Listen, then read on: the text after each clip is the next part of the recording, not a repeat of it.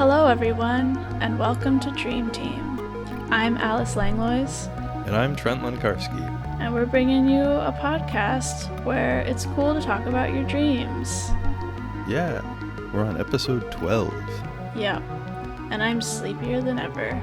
You are? Yeah, I did sleep in until noon today. Whoa.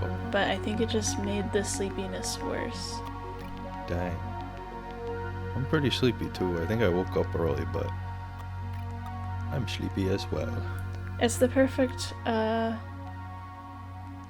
method acting, right? For doing this podcast. Yeah. Helps me get in the right headspace. Yeah, you have to learn how to be a sleepy person if you want to do a podcast for sleepy people. Yes, this is very important. Yeah. Speaking of sleepy people, as a sleepy person yourself, have you had any cool dreams lately? I have, but I don't remember them. So today I will be sharing an older dream from a few years ago. Ooh, vintage Trent dream.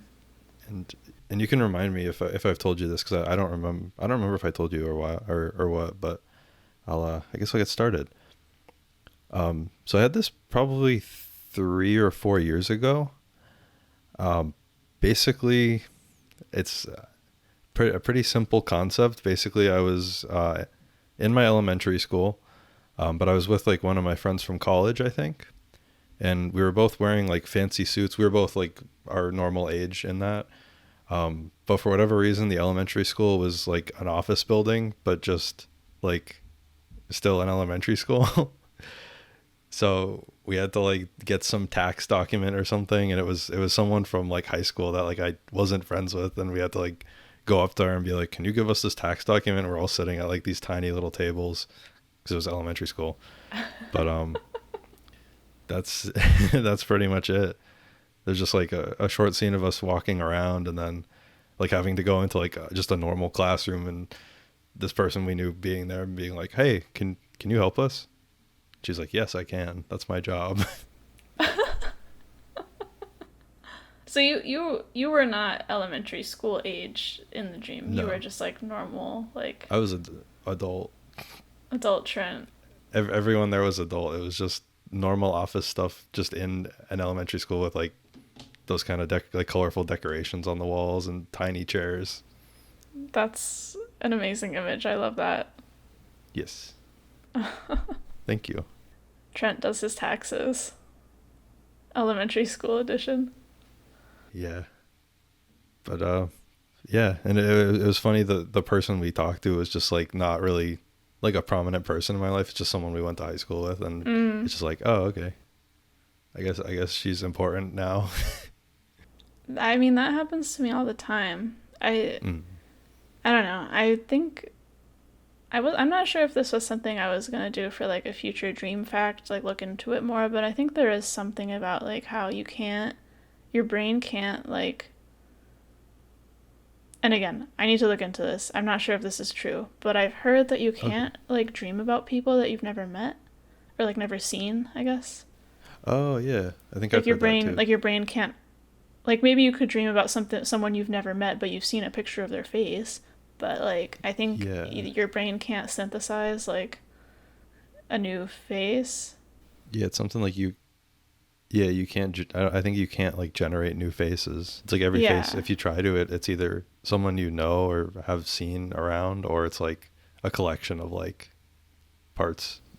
Right, so, yeah. I mean, your brain maybe was, like, looking for a background actor or something and just pulled some rando from high school, I guess. Yeah. Because you would think, like, you know, I would probably dream about the people I care about the most or who I have, like, an emotional connection to in some way. But I think it could just be anybody you've seen. Yes. I think so. Well, thank you for sharing that. It's super random. I love the imagery, though. Yeah. Thank you. And I gotta get back to the sleep schedule and get some more dreams in the works. Yeah, hustle and grind. What are you doing? Yeah, my brain's been like, no dreams for this week or last week. Taking a break. Yeah. I actually have a new one for once. I feel like I am Whoa. often pulling from the reserves, The archives. as it Yeah. were. Yeah. But I have one that I wrote down just like what, 2 weeks ago? July 15th. Oh, nice. So pretty recently. And it's a very bizarre dream. It's like kind of a collection of vignettes, Mm. and there's not really like a major overarching plot. But I thought it was really interesting because there were a few things that tied into like things that are currently or like going to be happening soon. Mm. I just have the notes on my phone, so I'll do my best to kind of string them together in a way that makes sense. Usually the process of recording my dreams is like I'll do a loose version on my phone while I'm in bed because you'll remember your dream better the sooner you write it down. Yeah. And then I'll usually like write it in my journal and kind of like revise it a little bit so that it's easier to read later. So this is like the sort of weird collage of words on my phone, but I'll do my best. It took place in a city that was sort of like a combination of Portland, Maine, and Portland, Oregon. Ah. Mega Portland, I guess. So it was a very small, yeah, super Portland. Super Portland. The Portland we didn't know we needed. Mm. It's like in between. It's in like Michigan or something. Yeah.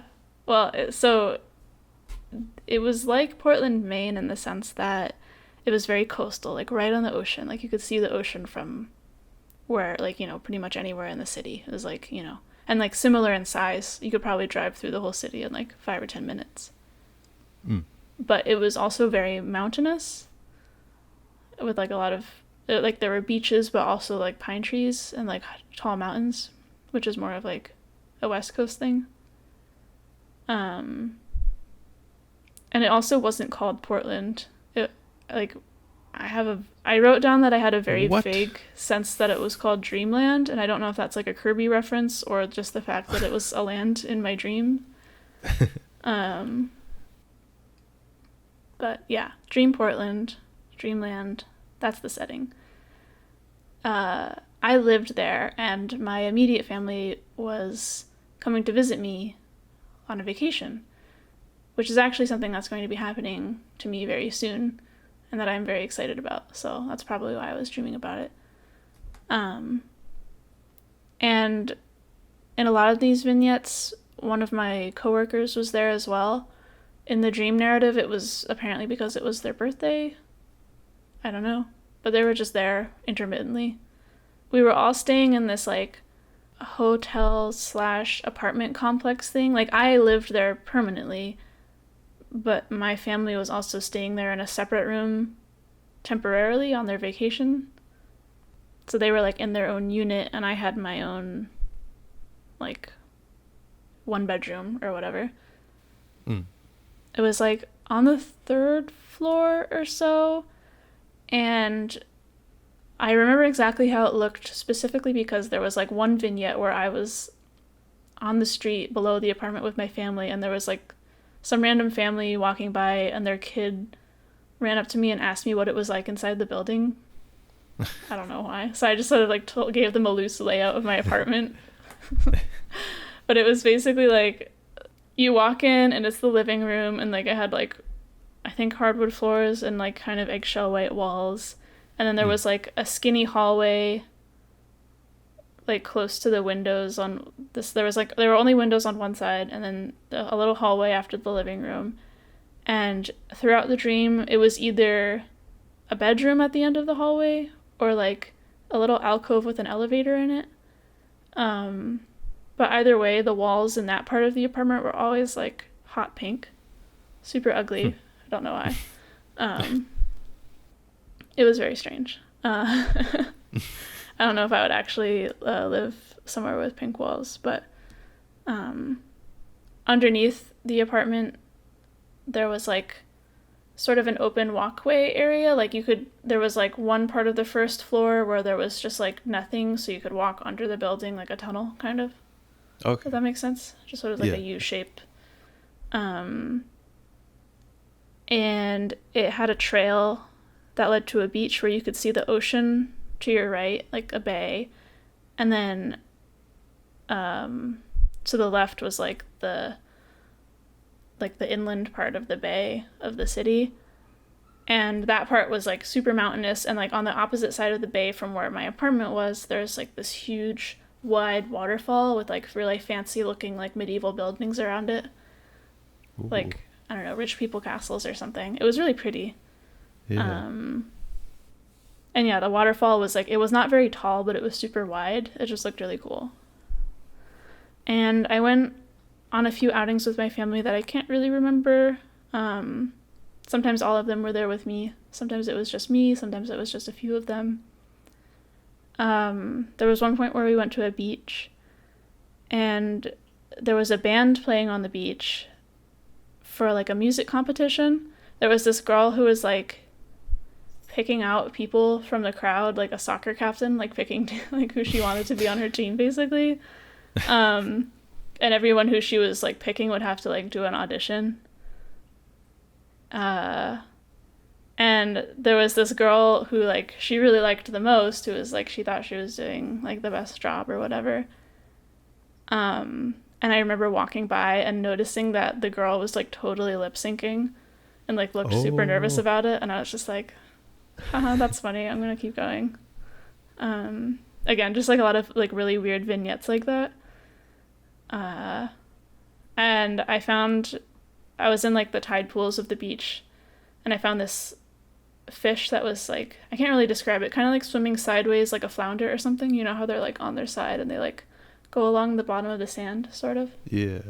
And I caught it in like a half of a mussel shell. Like I just scooped it up. Is this like a little guy? Yeah, just a little silver guy. Ah. And that was pretty cool. And I remember just sort of like there were these, like all these bands playing on the beach for some reason, and I remember like not really knowing any of the songs they were playing, but I was kind of like, at that point I was by myself like catching these little fish and just sort of like making up words to their songs that had to do with catching the fish.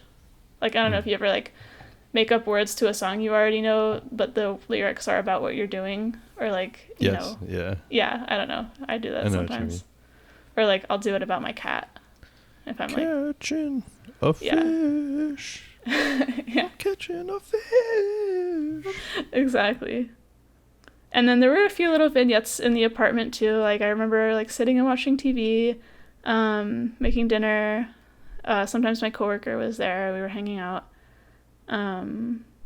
But here's like where it gets crazy. This is like the last part of the dream and where it got super like vivid and weird.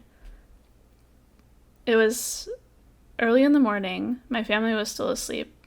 Like we weren't planning on going out yet. And my coworker came up to my apartment and told me to come to the first floor. And I went down to the first floor, and it was my coworker and my two siblings. And the first floor room that they were in looked more just like a room in like a regular house, like not an apartment. Like it looked older than the rest of the building. Like it looked like, you know, instead of like a new apartment building that was built in like the early 2000s, it looked like more like a New England home that was built in like the early 20th century or like late 19th century. Gotcha. It was like, I kind of got the feeling like, oh, like maybe it was like a house that used to be here, and then like they had an agreement to like preserve that space when like whatever person bought the land to build the apartment complex on.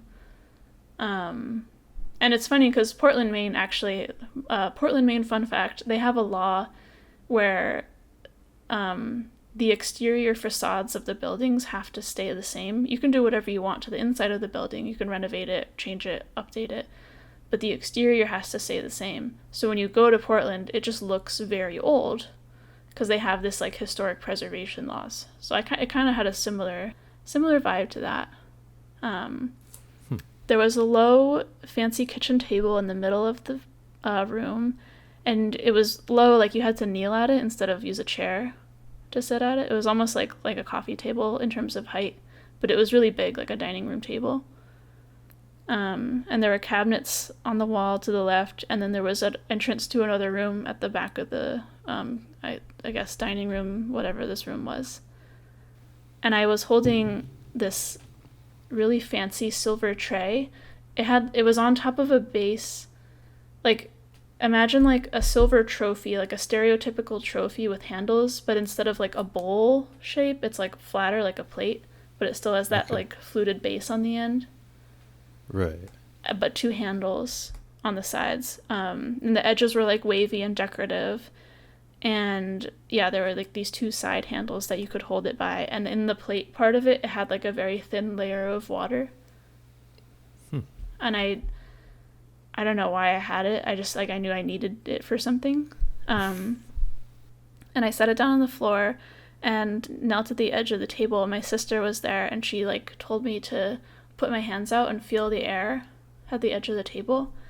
And I like put my hands out, and the feeling, I've been trying to think about how to describe it. It felt like it was like normal air, and then I felt like resistance a little bit, and this like buzzing feeling, like almost like pins and needles or like static electricity. Whoa. If that makes sense.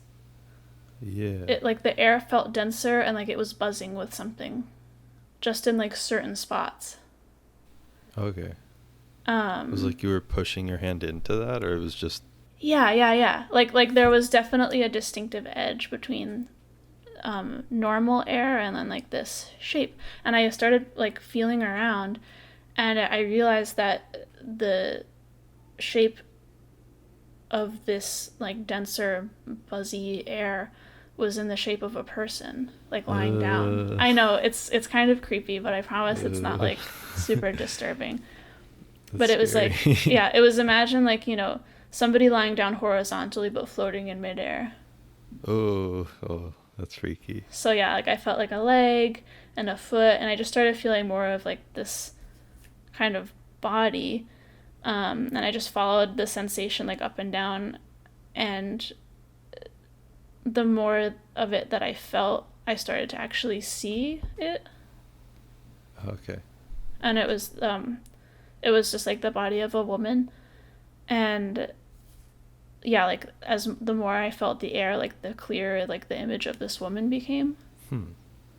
And once she was almost entirely visible, and I had like kind of like figured out where all of her was, she like kind of like, I don't really know how to describe it, like woke up, I guess. Like she could move away from where she was. Ooh.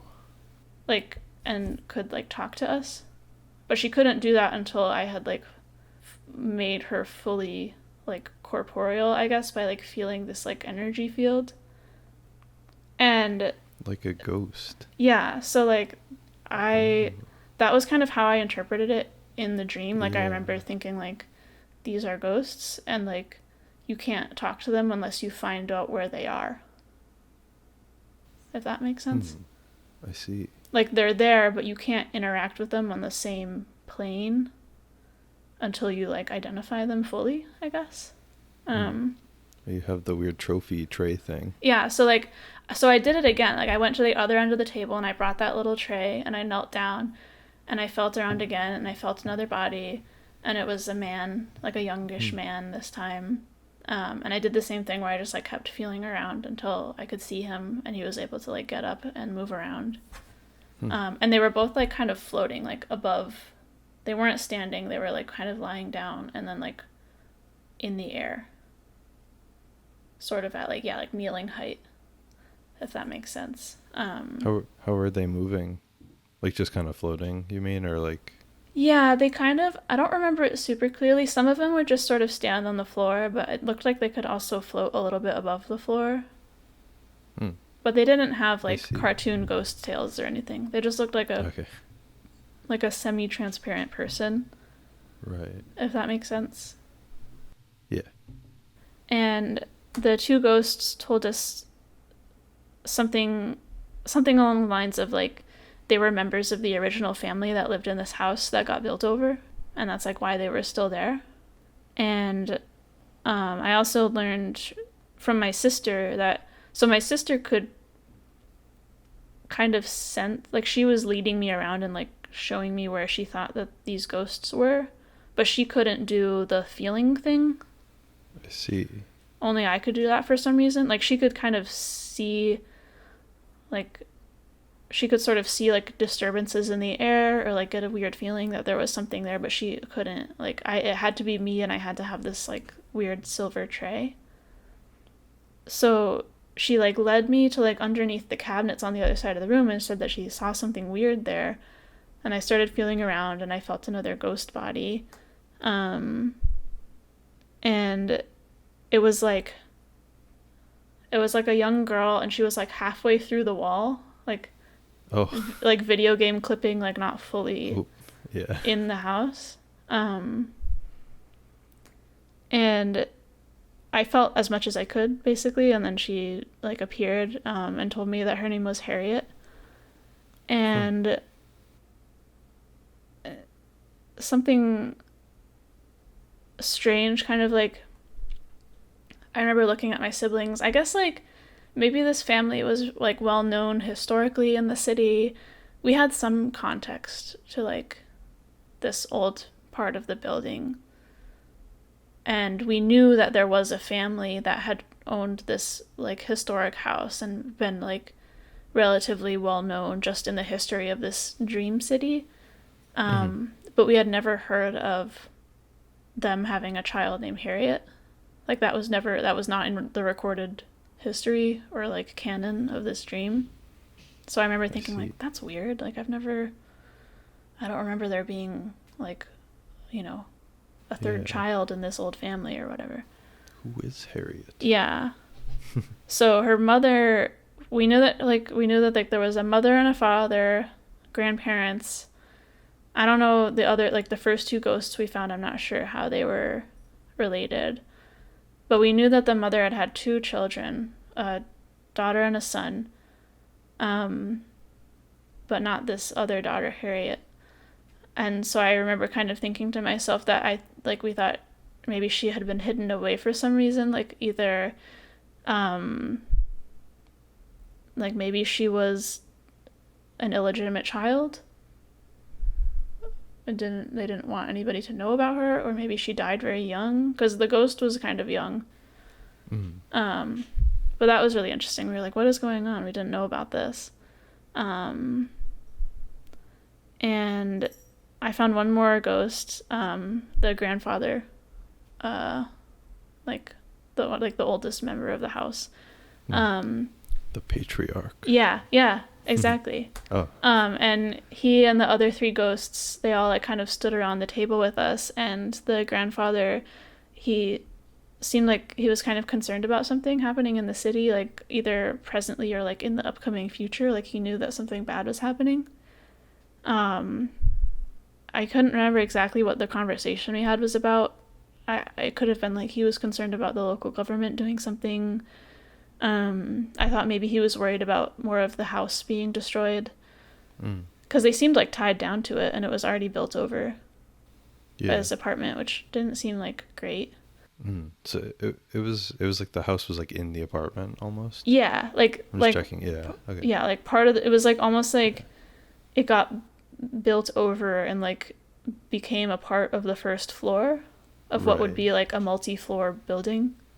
Right. So it's like if you walked into an apartment and then like part of it looked like apartments, but you opened a door and it just looked like you were inside a regular house. That's kind of what it was like. I see. Yeah, we just had like a conversation, and the grandfather expressed his concerns to us, and me and my siblings and my coworker said that we would try to help and like try to do something about it. And I remember a couple times looking out there was like a window where you could like look out the blinds and like see across the bay and the waterfall and everything, and like the streets leading up to it. And I was like occasionally looking out the blinds because I was like, if somebody looks in here, they're just gonna see like a bunch of ghosts. Floating and like people, us, like a bunch of us talking to a bunch of ghosts. Like that's probably not a great idea. And so there was a couple times where I had to like kind of like duck out of the way of the window or like close the blinds a little bit more because there were people walking by, because it was just like a city. And the last thing I remember was that the grandfather said that like this whole thing he was worried about had something to do with a fire. Ooh. And I wasn't. Yeah, I think I was just having trouble communicating with them because they were ghosts and like from a really long time ago, and it seemed like they didn't exactly know what was going on either. So it was sort of like it wasn't exactly a language barrier, but maybe like a culture barrier. Right. Where we were trying to like understand what the other was sort of talking about. But yeah, that's kind of where it left off, was just like us, like all of us standing around this kitchen table trying to figure out like what was going on with these ghosts, and it was really weird and fascinating. Huh. So was it like a real fire, or was he scared of something else? I don't know. That's the Cars. mystery. I have no idea. To me, it seemed like he knew that something was going to happen in the future. Like that there was going to be a fire that was going to destroy the house or something like that. Oh, okay. I'm not really clear on it. But yeah, he was really worried about something, and his family was too. And yeah, I think they were sort of like physically tied down to the house somehow. And maybe they were worried about what would happen if the house was destroyed. That makes sense. But it was a very weird dream, and I like the feel, like the actual feeling, like feeling the ghosts in the air was like very bizarre. Yeah. And like very visceral to me. As soon as you started saying that you like felt like different shapes, I was like, oh god, what if it's a person? That's like kind of the That's worst so thing it could spooky. be, right? Like, Yeah. I don't know why I wasn't scared in the dream when I was doing that. If it happened to me in real life, I would probably start crying and running away. I would throw up. Yeah, I think I would feel really sick if I felt the shape of a person in the air that I couldn't see. It was like when I woke up, I did feel kind of disturbed by that, but in the dream it was a lot more like ritualistic and zen, like, you know, I had this object that I needed, and I was kneeling and just sort of like very methodically putting my hands out in the air and trying to figure out where these ghosts were so that we could talk to them. Interesting. And yeah, I wasn't scared, but it was very odd. That's a wild one. Did it feel like a long dream, or? Oh yeah. Like I said, it was like a series of vignettes, so it was almost as if like it was just a series of snapshots of like my life in this city over the course of like maybe a few days or like a week. Gotcha. So yeah, it would be like, my family going to the beach for a day, or me after work eating dinner in my apartment, like little bits and pieces like that, and then this sort of like longer episode at the end encountering this ghost family. Oh, okay.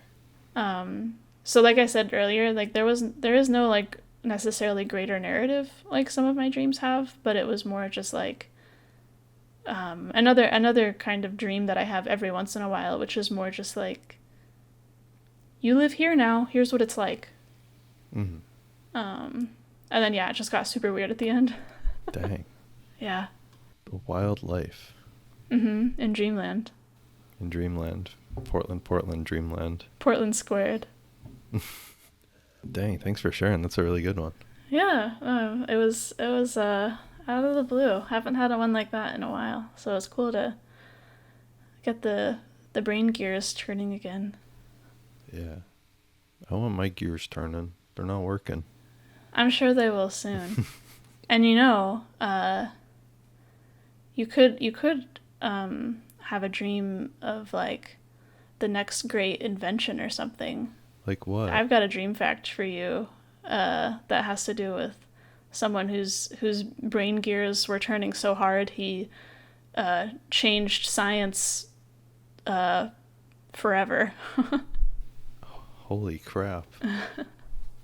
We're Albert Einstein?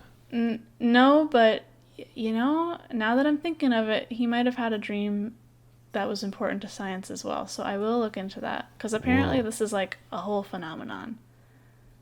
But we're going back to science class for this one. I don't know Okay. if you remember a certain guy went by the name of Niels Bohr. Yes. Ring a bell? There's something with atoms, right? Yes. Oh. So, this dream fact is short and sweet, and it has Mhm. to do with Niels Bohr, who is, among, I think, a few other folks, but mostly him, credited with creating or coming up with the main way that we see atoms, basically.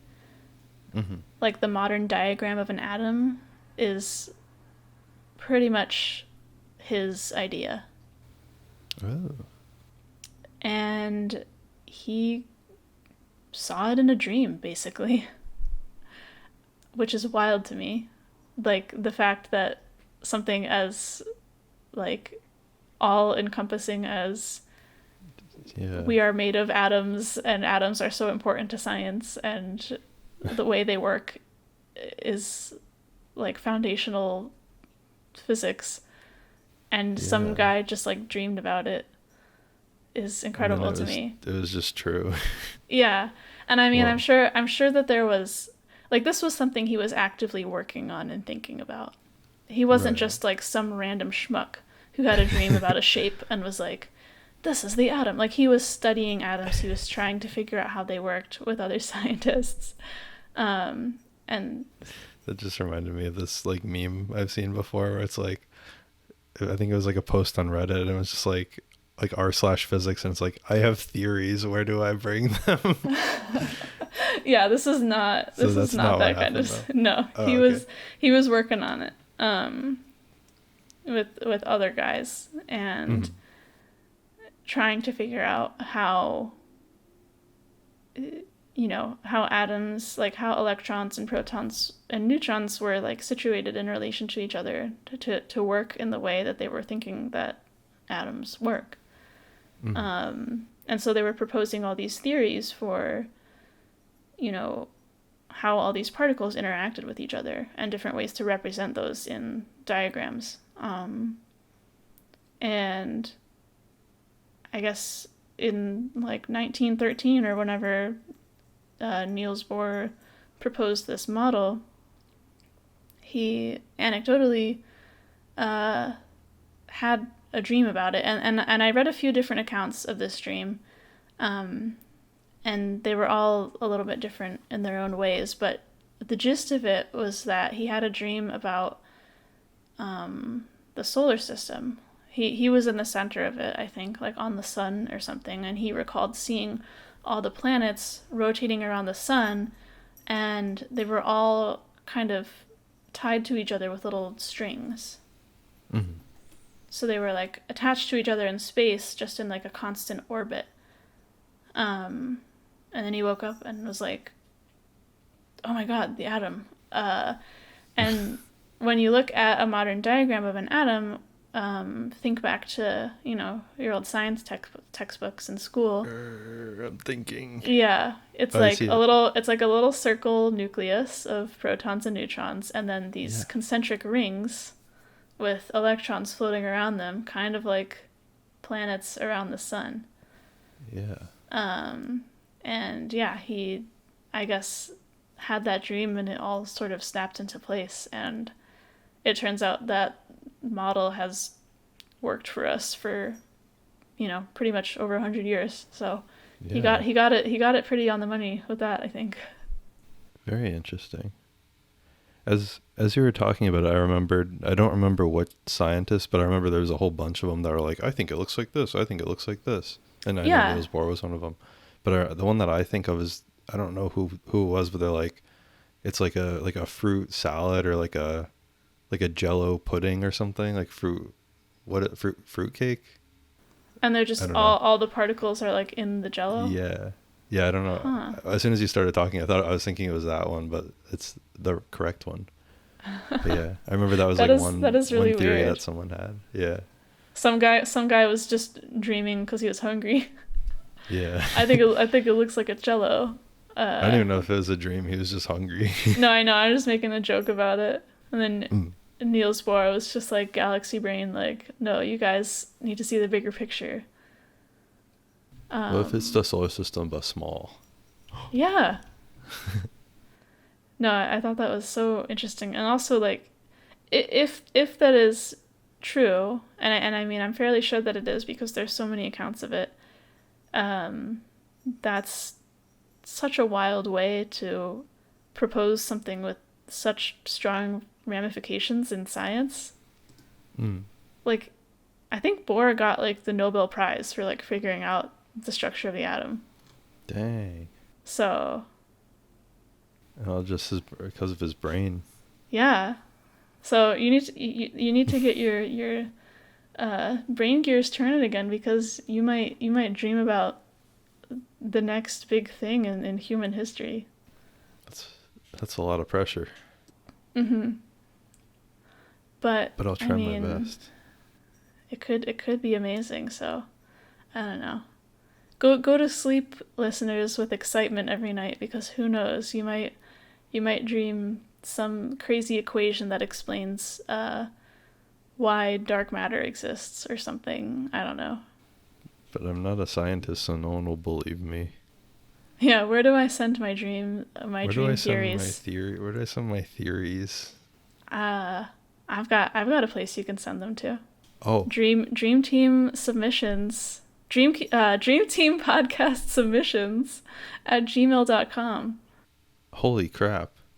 Is that a good place to send dreams if I had them? Yeah, if you dream of the next molecular model in science and all the big universities won't listen to you, we will, and we will read them on this podcast. Yeah. So. Or just regular dreams too, like if you turned into a dog. Yeah, we want to hear about that too. Yeah, definitely. Yeah. Speaking of people sending in their dreams, we got some really awesome submissions this week. A few of them from people who are new to the show in terms of sending their dreams in. So I'm really excited about these. Yes. I was wondering if you wanted to read the first one from Mitch. Yes, I will be happy to read the first one. And Mitch writes, "Hello. First off, hi. My name is Mitch, and this is my ridiculous dream. My dream starts with me working on the bleachers in a rodeo-style arena. Dirt, metal barriers, the works. I'm there because a concert is playing at said arena. The band is 1492, a black metal band, just going crazy on their instruments. A mosh pit near the band playing is kicking up tons of dirt and dust into the arena. Sitting next to me is a dinosaur, a raptor. A raptor dentist, he tells me. We were just having a conversation when all of a sudden he asks me, 'How much for your teeth?' I asked, 'What? Why?' His response, 'I need some teeth and yours are looking pretty amazing.' I dismissed the idea of giving a raptor dentist my teeth and continue enjoying the concert. A moment later, I look beyond the band playing towards a black gate and an archway.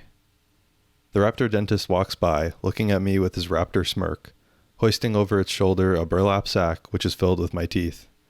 I touch the inside of my mouth with my tongue to discover there are no teeth. The raptor dentist walks away laughing. I woke up and said, 'What the fuck?' I had this dream at least 15 years ago, and it's still one I remember so vividly. I hope you both got a kick out of it. I enjoy telling this dream to people since it's so insane. I hope you two have an amazing day. Mitch." Thank you, Mitch. That was amazing.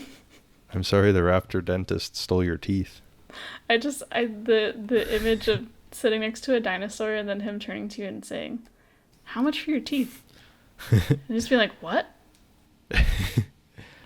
It's very nothing. Don't worry. He's just sorry. I meant how's your day? Yeah. Steals teeth. Yeah, I love how he takes them without you noticing. Yeah. Want to see me? Want to see me steal your teeth? Want to see me do it again? No. And again, 30-something times. I know. Jeez, that's so funny. Thank you, Mitch. Yeah. Very good. Thank you, Mitch. I have one from Neil. This one was super cool to read, and Neil also sent some visual aids that they made to go along with their dream, and I'm going to put them in our Instagram at dreamteam with Alice and Trent on Instagram. So check that out after you listen to this episode, because they're pretty cool.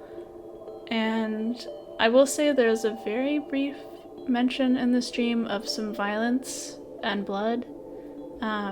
Just a few sentences in the middle, but in case you want to know. And Neil writes, "Hi guys, my name is Neil. I'm a big fan from Northeast Pennsylvania. This is a pretty extensive dream sequence I had many years ago. I've recalled it to friends many times. It occurred during an hour-long nap I took immediately after being stung by a bee on my big toe. I mention that because there is one rather violent section that I'm almost certain was inspired by actual venom interacting with my immune system while I was asleep. Wild. Oh, jeez.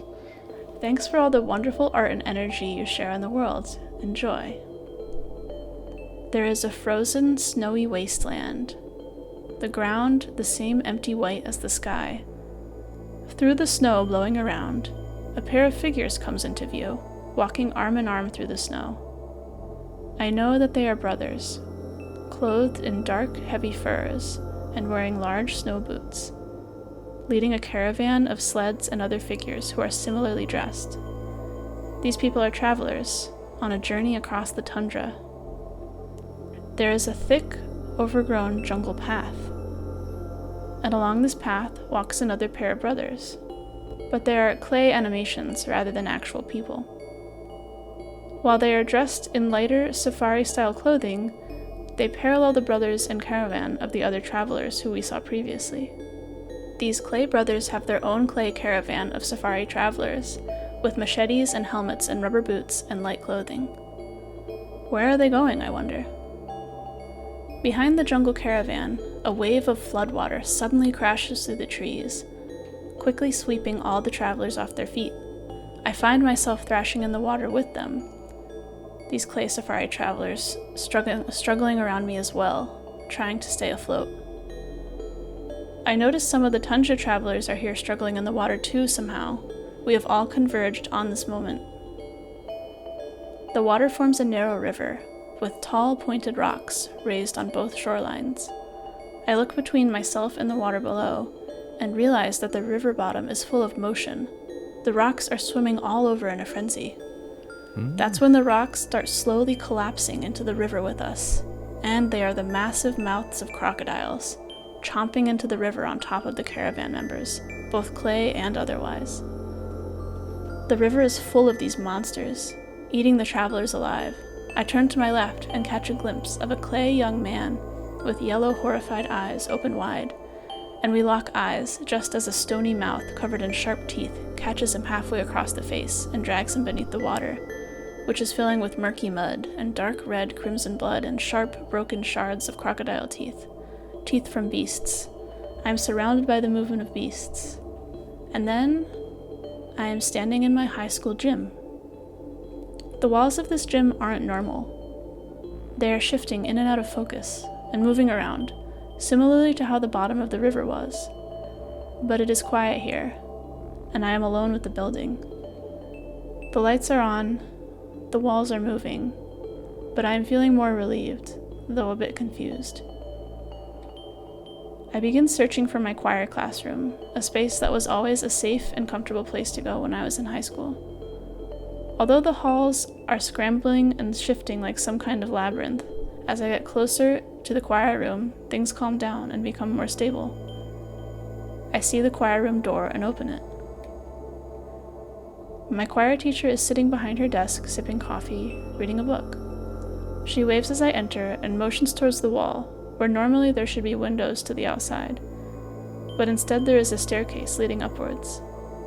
She senses my apprehension, but smiles, and motions towards the stairs. I cross the room and begin climbing.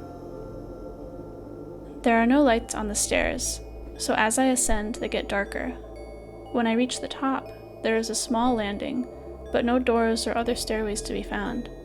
So I look straight up to the ceiling. I see a blue-painted roof made of planks of wood, covered in little flecks of gray dust, with little white spots where paint had chipped off. I fixate on this ceiling, and I feel my body grow lighter and lighter. My feet leave the ground, and I levitate up toward this blue, shadowy ceiling, where I slowly see the dark spaces between the boards become black iron bars, and the blue boards covered in white and gray speckles become a starry night sky. I continue flying upward through the bars into the starry space above. I am surrounded by stars, weightless, silent, and free. I am at peace. And that was from Neil. Whoa. Pretty cool, right? Yeah. It was like a whole all over the place. Space opera of things happening. Yeah. Jungle safari, tundra caravan, crocodile battle. Yeah, I like the whole part with the river. That was like my favorite. I could really I can just see I don't know. It makes me think of like several different video game levels actually. Just like huge rocks on the side that just like slowly fall in front of you. But yeah, in this case turning into crocodile mouths in a river, which is just like so cool to think about. Yeah. But yeah, super well written and vividly described, Neil. Thank you so much for sending us that dream. Yeah, thank you, Neil. Really cool. And lastly, we have another classic, Jeremy dream, if you'd give us the honor. The man himself. Mm-hmm. And Jeremy writes, I have this dream every once in a while that my brother and I are riding bikes as kids in front of my grandpa's house. I know it's his house because we're on a gravel road in the woods lined with blackberry bushes. There are toilets in the yard that are used as planters, and bowling balls atop each of the posts that line his driveway, in real life and in my dreams. Based grandpa. Yeah. He was a great man. Aw. The love of my life stands facing us at the end of the gravel road. Throughout the years, the person at the end of the road has changed depending on who I love. The last 15 years, it's been the same person who is now my wife. My brother looks at me, and I know by the look on his face that it's race time. Whomever gets to the end of the road first gets the girl. I've never won. The people I love and trust the most in my waking life are sneaks and cheats in my dream. Halfway down the road, my brother swerves into me and knocks me into the blackberry bushes. You'd think I would have known better, as he's done some version of this in my dreams for the last 20 plus years. The next thing I know, he's on his way back down the road past me with the love of my life. Sometimes she's riding on the handlebars, sometimes she's riding on the back pegs. Do kids still use pegs? Sweet dreams, Jeremy. Oh, Jeremy. Yeah. That's so interesting. That's been recurring for so long. Yeah. Very interesting. And sad that he's never won. I know. Oh, I wonder. I'm sorry, the people you trust are sneaks and cheats in your dreams. Yeah. Maybe there's some sort of like subconscious fear of losing the one that you love, which I think is probably very common and shared by a lot of people. Yeah. I would definitely be anxious about someone I love a lot being taken away from me. Yeah. But it's interesting that it's always in the same format, riding bikes down the driveway. Yeah. That's very cool. Yeah, thank you so much for sharing that with us, Jeremy. It's really fascinating. Thanks, I'm jealous that I don't have recurring dreams. I don't know. I feel like recurring dreams, a lot of the times they're inherently stressful. But I do hope that if you have this dream again, Jeremy, that you win. Yeah. I think next time you're going to win, Jeremy. You putting bets on the race? I decided, yeah. You betting on Jeremy, not his brother? I'll bet $5 that Jeremy wins the next one. All right. Next time he has this. I'll bet on Jeremy too. I won't say how much, but I wonder. Wait. So then we don't get money. Okay, I'll bet like. You have to bet against him. against him? Yeah. Right. So that way, if he wins the next one, then you have to give me $5. But if he loses, I have to give you $5. I think it should be if we both bet on Jeremy, but he loses, we have to give him $5. Oh shoot. $5 each. Or his brother. Yeah. I'm starting to realize I don't really understand how betting works. Why do we have to give the grandpa the $5? Hold on. Oh, okay. We have to put it in one of the toilets in the yard. Yeah. Okay. How about if Jeremy wins, I'll give you $5 in your dreams. Mm-hmm. Yeah, that works. In dream money. And I'll give you $5 if he loses. If he loses. Wait. I don't understand how betting works. Okay, never mind. The bets are off. Yeah, bets are off, dude. I just hope for the good of Jeremy's mental health that he wins the next dream race. Yes. Because he deserves it. But yeah, thank you everybody for the amazing dream submissions this week. We always have so much fun reading them. And as always, you can send them to dreamteampodcastsubmissions@gmail.com. Oh, yes. That's the best email in the world. Totally not super long and clunky and hard to remember. Nope. That's the best one in the world. Mm-hmm. And you can also send us suggestions for dream facts, things you want to know about. If you want us to do another special themed episode, you can let us know. Or if you just want to say hi, we'll read it. So please email us. Yes. We'd love to hear from you and read your cool dreams. Yeah.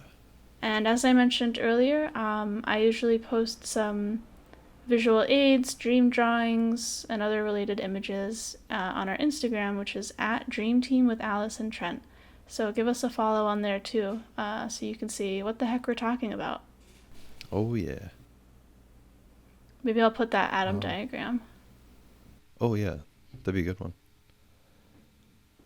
But yeah, thank you all for tuning in, and I hope you have some good dreams tonight. Yeah, I hope that you dream of a great fact of the universe, or a scientific invention. Or a crazy adventure. Yes. Anything that is worth sending in to us. I hope you have it so that I can hear about it. Oh, yeah. I myself am probably going to go to sleep very soon because I am very tired, and I need to work on making my own dreams for the podcast too. Me too. And so do you. Overtime. Yeah, pick up the slack. Come on. I'll start taking more naps. I have to. Yeah, overtime. Oh man. You know, if you sleep overtime, you get 1.5 times the dreams. Holy crap. Yeah, it's a good deal. Yeah. That is a good deal. All right. Well, thank you for listening, everyone. We hope that you sleep well and have sweet dreams. Yes. Good night. Good night.